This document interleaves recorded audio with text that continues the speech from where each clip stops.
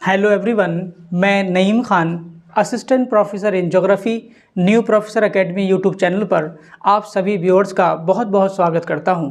जब से कमीशन ने टेंटेटिव आंसर की रिलीज़ की है उसके बाद से कैंडिडेट्स काफ़ी परेशान हैं, क्योंकि टेंटेटिव आंसर की में बहुत सारे क्वेश्चंस का आंसर भी गलत दिया है। इससे हुआ ये कि बहुत सारे कैंडिडेट्स का जो स्कोर है वो कई क्वेश्चन घट चुका है, और कुछ फॉर्चुनेट कैंडिडेट्स ऐसे हैं जिनके 1, 2, 3 क्वेश्चंस बड़े भी हैं। अभी भी बहुत सारे कैंडिडेट्स ये उम्मीद में हैं शायद जो फाइनल आंसर की आएगी उसमें हो सकता है कि उनका 1-2 क्वेश्चन बढ़ जाए या 1-2 क्वेश्चन ये घट भी सकता है। टेंटेटिव आंसर की आने के बाद में अब इन डिफरेंट सब्जेक्ट्स में इंटरव्यू कट ऑफ कितने क्वेश्चंस पे जा सकती है, ये बहुत ज़्यादा पूछे जाने वाला सवाल है। जब भी कोई कैंडिडेट किसी एग्ज़ाम की तैयारी शुरू करता है तो उसके माइंड में फाइनल सिलेक्शन पाने का टारगेट होता है। किसी कैंडिडेट का ये गोल नहीं होता, ये टारगेट नहीं होता कि हमें इंटरव्यू तक जाना है बस। यहाँ पर दूसरा सवाल बहुत ज़्यादा इम्पोर्टेंट हो जाता है कि आखिर जो इंटरव्यू की कट ऑफ जाने वाली है उस इंटरव्यू की कट ऑफ से डिफरेंट कैटेगरीज़ में उस कट ऑफ से कितने नंबर आपके, कितने क्वेश्चंस ज़्यादा ठीक होने चाहिए जिससे कि हमारे फाइनल सिलेक्शन के चांसेस बढ़ सकें।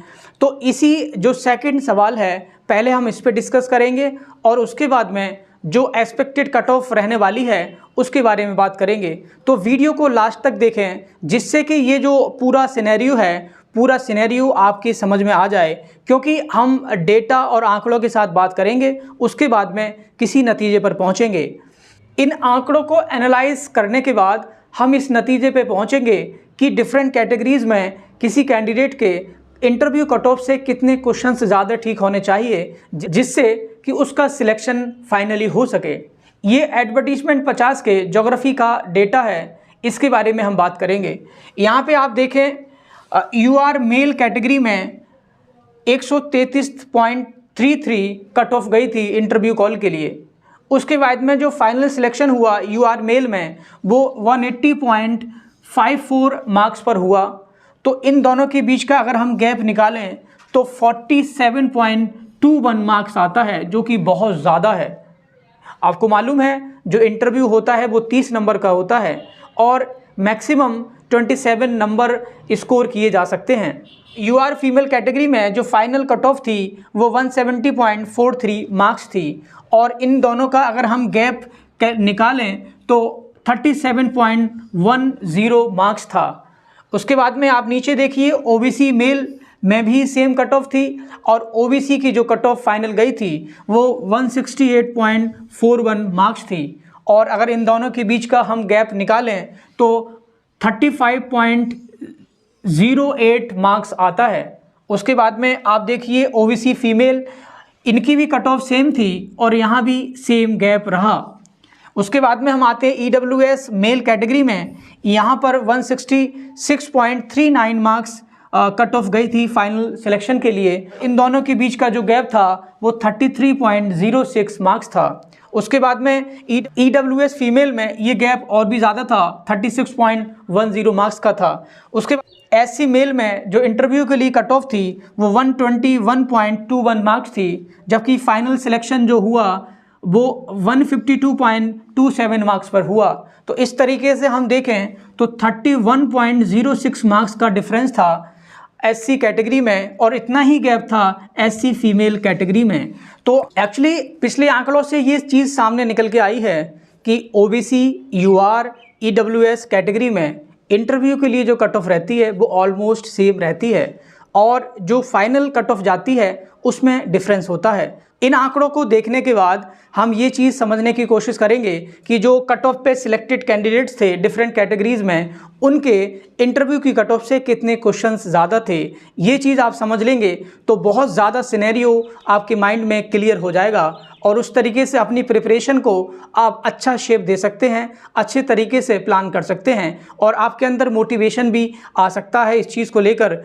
जब किसी कैंडिडेट का स्कोर कंफर्टेबल होता है तो उससे पढ़ने में और तैयारी करने में ज़्यादा मोटिवेशन आता है। ये जो यूआर मेल कैटेगरी में जिस कैंडिडेट का सिलेक्शन हुआ उसका इंटरव्यू की कट ऑफ से 10 क्वेश्चन ज़्यादा थे। ये मैं क्वेश्चन की बात कर रहा हूँ, ये नंबर नहीं है। इस कैंडिडेट के 10 क्वेश्चन कट ऑफ से ज़्यादा थे। सपोज अगर 66 कट ऑफ गई थी इंटरव्यू के लिए, तो इस कैंडिडेट का स्कोर 76 था।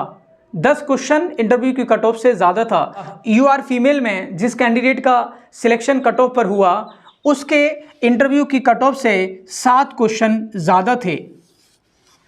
तो ओबीसी मेल और फीमेल कैटेगरी में जिन कैंडिडेट्स का सिलेक्शन कट ऑफ पर हुआ था, उनका स्कोर इंटरव्यू की कट ऑफ से 6 क्वेश्चंस ज़्यादा था।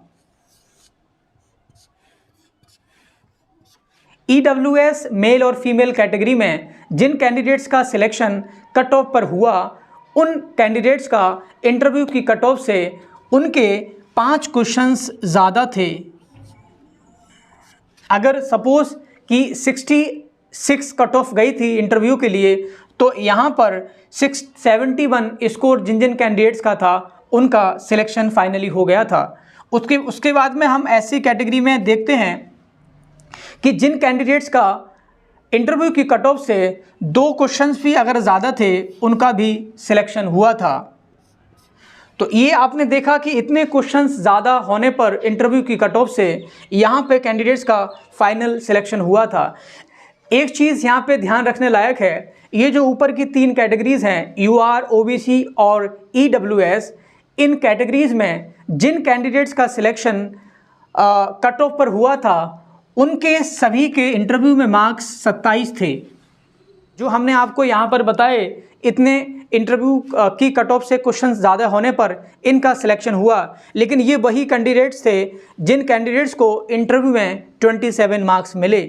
सिर्फ ऐसी कैटेगरी ही एक ऐसी कैटेगरी है जिस कैटेगरी में अगर इंटरव्यू की कट ऑफ से आपके 2 या 3 क्वेश्चन ज़्यादा हैं, तब भी आपके सिलेक्शन के चांसेस रहते हैं। जबकि बाकी ऊपर की 3 कैटेगरीज़ में आपके 6 क्वेश्चन से लेकर 10 क्वेश्चन ज़्यादा होने चाहिए। और ये जो मैंने आपको बताया यहाँ पर कितने क्वेश्चन ज़्यादा इनके रहे, तो इनका जो स्कोर था इंटरव्यू में वो मैक्सिमम था। अगर किसी कैंडिडेट का स्कोर 24, 23 होता है, तो उसको यहाँ पर और भी ज़्यादा उसका स्कोर इंटरव्यू कॉल से होना चाहिए। तो ये ओवरऑल सिनेरियो है जिससे आप समझ सकते हैं। तो ऐसे कैंडिडेट जिनका स्कोर इंटरव्यू की कट ऑफ से जितना ज़्यादा है, उतना उनके लिए अच्छा है। तो अब टेंटेटिव आंसर की आने के बाद जो डिफरेंट सब्जेक्ट्स में कट ऑफ रहने वाली है, उसमें हम बात करेंगे। तो वो चीज़ मैं आपको स्क्रीन पर दिखाऊंगा, तो आप देखिए। तो एडवर्टीजमेंट 51 में ये जो सब्जेक्ट के सामने लिखी हैं, ये सीट्स हैं। और जैसा कि मैंने आपको पहले भी बताया है कि ज़्यादातर सब्जेक्ट्स में यूआर कैटेगरी में, ओबीसी और ईडब्ल्यूएस में इंटरव्यू के लिए कट ऑफ बराबर जाती है, जबकि फाइनल सिलेक्शन की जो कट ऑफ होती है वो अलग होती है। तो यहाँ पे हम देखेंगे, आप खुद देखते जाएं वरना वीडियो ज़्यादा लंबी हो जाएगी। ये सब्जेक्ट के सामने जो नंबर लिखा है वो सीट्स हैं एडवर्टीजमेंट 51 में। तो हिंदी के लिए देखें, अगर हिंदी में इन तीनों कैटेगरी में आप हैं, तो आपके 65 प्लस क्वेश्चन ठीक होने चाहिए इंटरव्यू की कॉल के लिए। जबकि एससी कैटेगरी में 60 क्वेश्चन पर इंटरव्यू कॉल आ सकता है।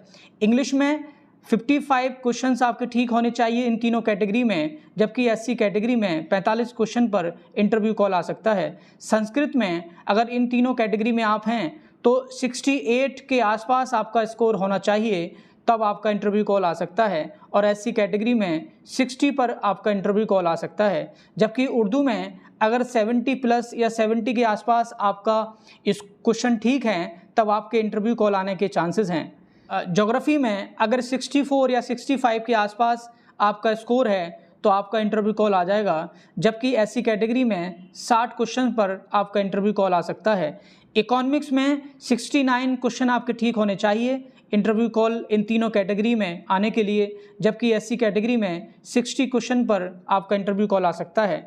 हिस्ट्री में 65 क्वेश्चन आपके इन तीनों कैटेगरीज में ठीक होने चाहिए, जबकि एससी कैटेगरी में 56 क्वेश्चन ठीक होने पर भी इंटरव्यू कॉल आ सकता है।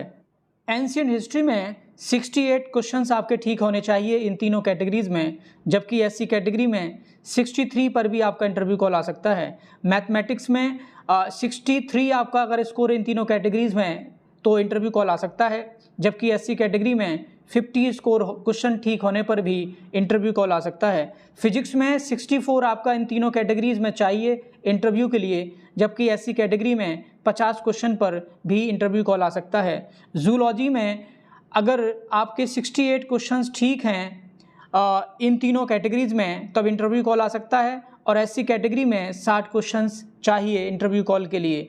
बॉटनी में 64 पर भी आपका इंटरव्यू कॉल आ सकता है इन तीनों कैटेगरीज में, और 50 क्वेश्चन पर एससी कैटेगरी में। सोशियोलॉजी में 65 क्वेश्चन आपके ठीक होने चाहिए इन तीनों कैटेगरीज में, और 60 क्वेश्चंस एटलीस्ट एससी में ठीक होने चाहिए इंटरव्यू कॉल के लिए।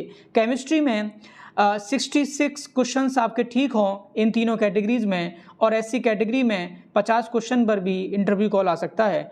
साइकोलॉजी में तीनों कैटेगरीज में 70 लगभग क्वेश्चंस आपके ठीक होने चाहिए, और एससी कैटेगरी में लगभग 60 क्वेश्चंस ठीक होने चाहिए इंटरव्यू कॉल के लिए। कॉमर्स में 65 क्वेश्चंस आपके ठीक होने चाहिए इन तीनों कैटेगरीज में, और 58 क्वेश्चंस पर एससी में इंटरव्यू कॉल आ सकता है। लॉ में लगभग आपके 70 के आसपास स्कोर होना चाहिए तीनों कैटेगरी में, क्योंकि यहाँ पे वैकेंसीज कम हैं, और एससी कैटेगरी में 60 स्कोर होने पर भी इंटरव्यू कॉल आ सकता है। अगला सब्जेक्ट है पॉलिटिकल साइंस।